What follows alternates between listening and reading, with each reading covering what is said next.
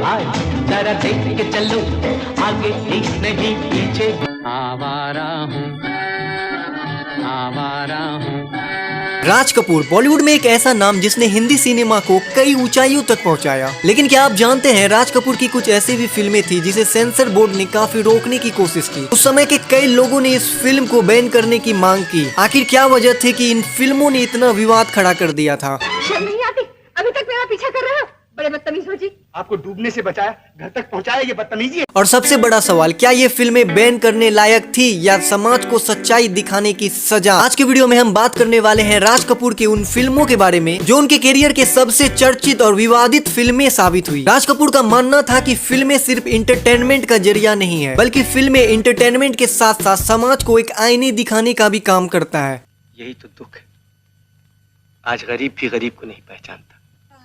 इस वीडियो में हम ये भी बात करेंगे कि एक फिल्म बनाने के दौरान राज कपूर कैसे हो गए थे बर्बाद, और उसके बाद राज कपूर ने कैसे अपने करियर में वापसी की। बम्बई में सब बहरे बसते हैं क्या? बहरे भी और अंधे भी।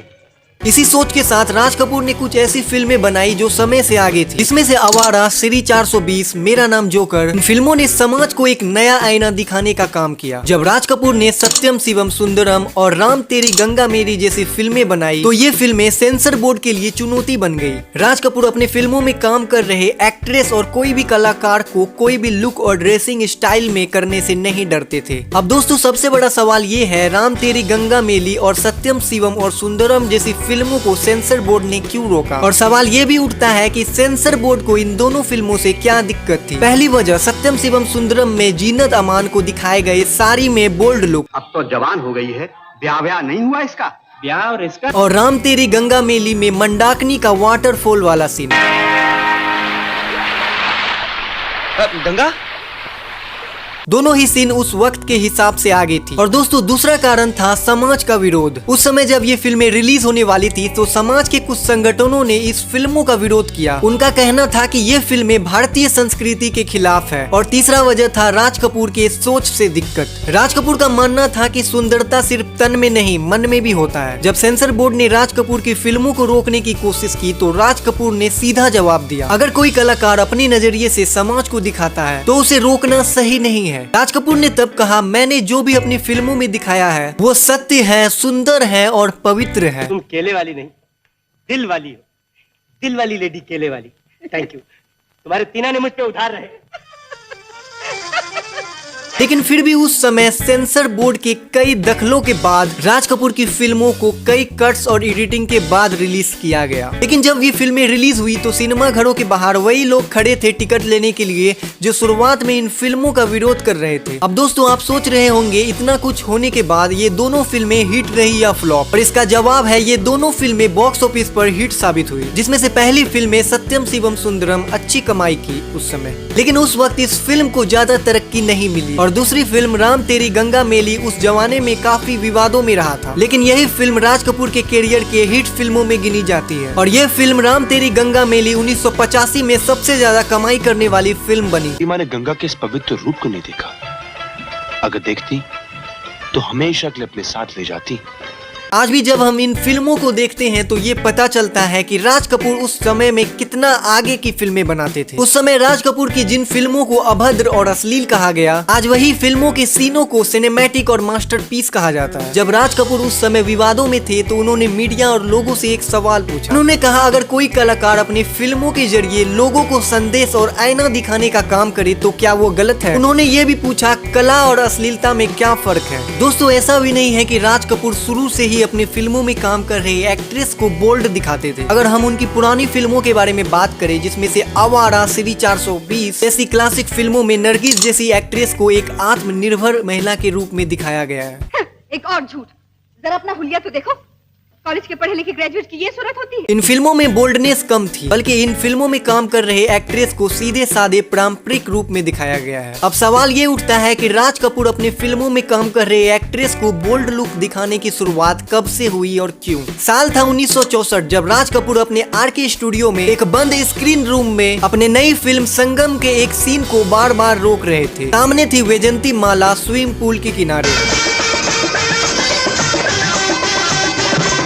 उस समय में किसी एक्ट्रेस को स्विंग सूट में दिखाना किसी फिल्मों में बड़ी बात थी। जब कैमरामैन अपना कैमरा वैजंती माला की तरफ ले जाते तो स्टूडियो में बैठे फिल्म से जुड़े जितने भी लोग थे सबके चेहरे पे हैरानी और कुछ लोगों के चेहरे पे मुस्कान थी। और 1964 में रिलीज हुई ये फिल्म संगम राज कपूर के करियर के सबसे हिट फिल्मों में से एक है। फिल्म संगम में राज कपूर, वैजंती माला और राजेंद्र कुमार ने मुख्य भूमिका निभाई है। और दोस्तों आपको ये जानकर हैरानी होगी कि राज कपूर की ये फिल्म संगम इंडियन सिनेमा की पहली फिल्म बनी जो विदेशों में शूट किया गया। और दोस्तों ये फिल्म अपने समय से सबसे महंगी फिल्म थी। और दोस्तों ये फिल्म समय से भी बहुत आगे थी। इस फिल्म में बोल्डनेस काफी ज्यादा थी। अब दोस्तों बात करते हैं राज कपूर की उस फिल्म के बारे में जिसे बनाने के बाद वो हो गए थे बर्बाद। इस फिल्म के बाद इंडस्ट्री में ये बातें होने लगी थी कि राज कपूर का खेल अब खत्म है। तो दोस्तों कौन सी ये फिल्म थी और राज कपूर के साथ ऐसा क्या हुआ था कि इंडस्ट्री में लोग ऐसा कहने लगे थे। तारीख थी 18 दिसंबर और साल था 1970। ये दिन राज कपूर अपनी जिंदगी में शायद ही कभी भूल पाए होंगे। इसी साल और इसी दिन राज कपूर की एक फिल्म रिलीज हुई थी जिस फिल्म का नाम था मेरा नाम जोकर।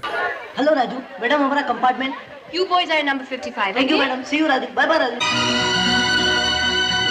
ये फिल्म मेरा नाम जोकर बनाने में राज कपूर ने अपनी सारी जमा पूंजी लगा दी थी। लेकिन जैसे ही फिल्म की शूटिंग शुरू हुई राज कपूर की मुश्किलें बढ़ने लगी। एक वक्त ऐसा भी आ गया जब फिल्म की शूटिंग रोकनी पड़ी और सारे पैसे खत्म हो चुके थे। फिल्म के प्रोड्यूसर पीछे हट रहे थे और सेट पे काम कर रहे सारे कलाकारों की सैलरी रुकी हुई थी। लेकिन राज कपूर ने कुछ ऐसा कदम उठाया जिसे देखकर सारे लोग हैरान हो गए। राज कपूर ने अपने आर के स्टूडियो तक गिरवी रख दिया इस फिल्म को बनाने के लिए। उन्होंने अपने घर, कार, सभी चीजों को गिरवी रख दिया इस फिल्म को बनाने के लिए ताकि ये फिल्म पूरी हो सके। इस फिल्म को बनाने में लगभग 6 साल लग गए थे और हर साल राज कपूर को कुछ न कुछ बेचना पड़ा था। राज कपूर ने उस वक्त कहा था कि मैं फिल्म बनाता हूँ, कोई व्यापार नहीं करता। फिल्म हिट रहे या फ्लॉप अधूरी नहीं रहनी चाहिए। और दोस्तों ये फिल्म जब रिलीज हुई तो ये बुरी तरह बॉक्स ऑफिस पर फ्लॉप हो गई और यहीं से राज कपूर के बुरे दिन की शुरुआत हुई। इस फिल्म के बाद राज कपूर डिप्रेशन में चले गए थे। उनको समझ में नहीं आ रहा था कि उन्होंने जो सारा पैसा इस फिल्म को बनाने में रख दिया, अपना आर के स्टूडियो तक गिरवी रख दिया, ये सारे पैसों का कर्ज कैसे चुकाया जाए। लेकिन दोस्तों कहते हैं ना, सच्चे कलाकार को भगवान भी साथ देते हैं और राज कपूर के भी अच्छे दिन आने वाले थे और उनकी बनाई हुई एक फिल्म ने उनकी तकदीर बदल दी। कौन सी ये फिल्म थी और कैसे ये फिल्म ने बदल दी राज कपूर की तकदीर, चलिए ये जानते हैं। राज कपूर की तकदीर बदलने वाली फिल्म का नाम है बॉबी।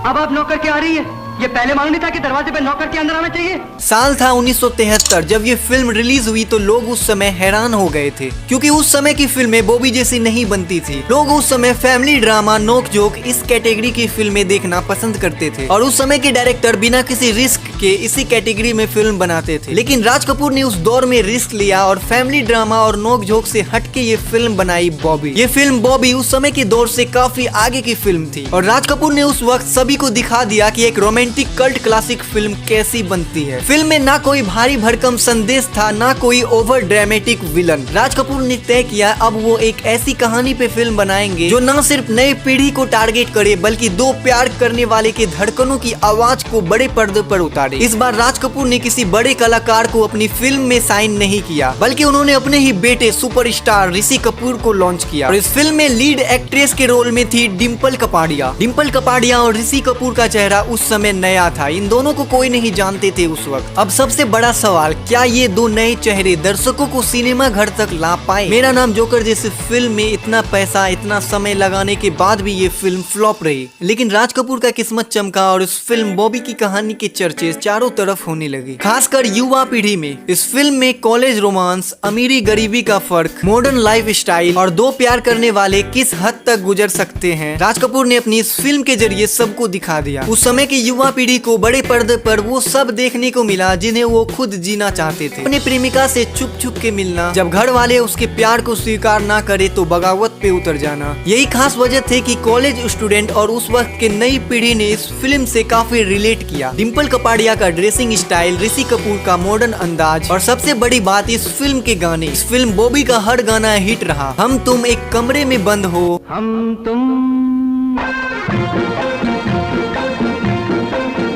मैं शायर तो नहीं, शायर तो नहीं, उस वक्त हर कॉलेज, हर टैप रिकॉर्डर में बस बॉबी फिल्म के ही गाने गूंज रहे थे। अब बात करते हैं ये फिल्म बॉबी कितनी बड़ी हिट साबित हुई। जैसा कि मैंने आपको पहले ही बताया कि उस वक्त राज कपूर अपने कैरियर के मुश्किल वक्त से गुजर रहे थे और राज कपूर की पिछली फिल्म मेरा नाम जोकर बुरी तरह फ्लॉप हो चुकी थी। उनका आरके स्टूडियो गिरवी था और सर पे बहुत सारा कर्जा, और उस वक्त इंडस्ट्री में ये बात शुरू होने लगी थी कि राज कपूर का खेल अब खत्म हो चुका है। लेकिन दोस्तों कहते हैं ना, आसमान में तारे कितने भी क्यों ना हो, वो कभी भी चांद का मुकाबला नहीं कर सकते। 1,20 करोड़ में बनी ये फिल्म उस समय में 11 करोड़ की कमाई की और वर्ल्ड वाइड इस फिल्म ने लगभग 29 करोड़ की कमाई की। दोस्तों आप खुद सोचिए, अपने बजट से 29 गुना कमाई करने वाली फिल्म उस समय में कितनी हिट रही होगी। ये फिल्म इतनी हिट थी कि इसका रिकॉर्ड तोड़ने के लिए 1975 में आई फिल्म शोले ने ये कारनामा किया। राज कपूर की डूबी हुई नाव को इस फिल्म ने ऊपर खींच लिया। ये फिल्म बॉबी के हिट होने के बाद आरके स्टूडियो और राज कपूर का सारा कर्जा चुकता हो गया और सबसे बड़ी बात, राज कपूर ने फिर से लोगों का दिल जीत लिया। उन्होंने बॉलीवुड में ये साबित कर दिया कि एक फिल्म फ्लॉप होने के बाद किसी डायरेक्टर की तकदीर नहीं लिखी जा सकती। तो दोस्तों ये थी राज कपूर की अनसुनी कहानी। आप कमेंट में जरूर बताइए कि राज कपूर की कौन सी फिल्म आपकी सबसे फेवरेट है। मैं मिलूंगा आपसे नेक्स्ट वीडियो में, तब तक फिल्मों की दुनिया से जुड़े रहने के लिए इस चैनल को सब्सक्राइब करना ना भूलें।